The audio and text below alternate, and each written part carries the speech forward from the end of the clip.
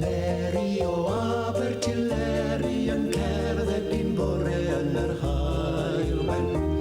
Iant o Abeni o Abergavenni'n gweld Blodwen a Mary yna fe ddaeth ser. Gwerodd y blodau a chanodd y clachau eu harmoni'n llifo lawr y dathring. Iant o Mary a Blodwen a Benny yn lloni fod cariad wedi curo'r ddôr. Allan i'r caeau a sŵn y rheiadrau aeth Blodwen a Mary a'i cariadon.